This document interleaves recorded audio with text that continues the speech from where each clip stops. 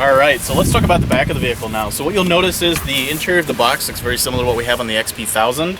That's because it is. So you've got that extra 1 inch of depth that you get, the 10% more volume in the back, all of the typical tie downs that you would expect, larger D-rings versus what we had in the 900, stake pockets, and then lock and ride protection as well, along with your cup holders on the tailgate.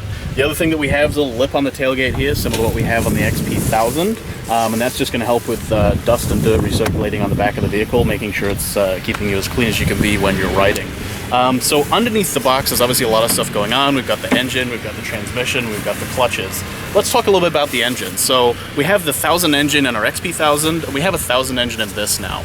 A little bit of a change there. The core of the engine is essentially exactly the same. So the crankcase, the rods, the pistons, everything from the fire deck down is the same. The top end of the engine though is a little bit different. So it's a single overhead cam design, and what that's really tuned to do is work more effectively. So it brings torque way down in the RPM range. It's making its peak torque at 3,000 RPM less than the XP900, and it also has more torque. It's a little bit of a drop in horsepower, but it's horsepower that's way more approachable and usable every day. It's also brought that down the RPM range as well. So 55 pound-feet of torque, and then also 50 or 61 horsepower. So with that, we have a new clutch system as well. It takes a lot of components from the XP1000, so it brings a lot of that durability with it, and then it's got a wider belt than the 900 as well. And those two working together make it a lot better for low-speed drivability. So loading a trailer, pulling a trailer, doing spraying, anything that you want to do sub 10 miles an hour, this unit is going to be specifically designed for that in a much more work-oriented capacity.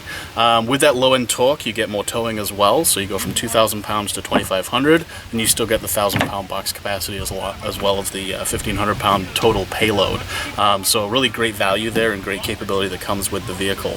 The suspension as well we've also done work on. So we've got the rear sway bar that you can see here to give you a nice controlled ride. We have the ARM setup that we took from the XP1000 and brought it down now to this Ranger 1000. And then we have shocks and springs that are specifically tuned to work with this vehicle to make it handle the best that it can with those different work situations, but still provide a plush ride. We also have sealed bushings on the suspension, so nice and quiet all the time. And then additional protection with the vehicle as well. So you'll notice underneath the wheel wells, we have panels there now to block some of the mud that's coming off the wheels, so it's much easier to clean. And then the skid plate is now fully protecting the whole vehicle, so 50% more coverage there. So really a great story for what the customer's getting, both technically and then with the comfort and style features that we talked about at the beginning. Okay, are you hiding the engine for a reason, or are you going to let us see it? We can absolutely open the box here and take a look. All right. Also have an easy access air filter down here, so it's a new design that we have, a round air filter, super easy to change. You can pop it out and put it back in about 30 seconds.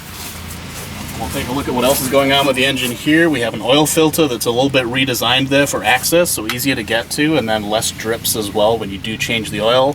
Dipstick, as you would expect, is over here on the passenger side.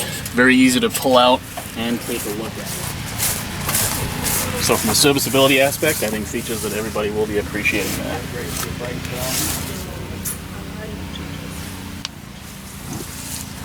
What else? Well, those are the key features of the vehicle as we have it. As far as travel and all those things, you're going to get your 10 inches of suspension travel, your 12 inches of ground clearance, so a little bit less than the XP1000, but still great for exactly what you need to be doing around your property or on your farm or trail riding, whatever you may need to be doing. Okay, so if I were to pin you guys down and say, I want an XP or I just want the Ranger 1000, what would you say? Who are the target audiences for both of those? Yeah, I think really the XP1000 is geared more towards a recreational rider, somebody that needs the horsepower, the travel, the additional capability, likes a little more painted surface. The Ranger 1000 is really more about a work consumer, somebody that perhaps doesn't have the money that they need to get into an XP1000, but they still expect all those great things that you get with a Ranger. So this gives them the best of both worlds. Okay, would you agree with that or add anything? Absolutely. I think the other thing just to call out is on the XP1000 you do get some of those drive modes. So you get the application-specific drive modes, the performance, standard, and work. The other great thing about the XP1000 is the factory choice offerings. So on that model you're able to get the backcountry edition, the premium audio, you're able to get ride command on it. Also on XP1000 we have our North Star edition, which is awesome. That is going to be our heat and AC unit fully capped. But yet, this morning you told us that there will be plenty of accessories as well for the Ranger 1000. Absolutely. What are some of those that we were talking about earlier today? Yeah, so if you look at the accessory commonality really between the Ranger 1000 and the XP 1000, it's 95% common. So there's just a couple accessories that you cannot get on the Ranger 1000 that you can get on the XP 1000, but otherwise it's all pretty common. Accessory integration on both models is going to be huge. Anything else that you want to add about this? When's it available? It's essentially available the moment we have our release here in a short amount of time. We have thousands of vehicles already ready to go, so we're just waiting for that official release, and we'll be jumping on trucks and available at your local dealership.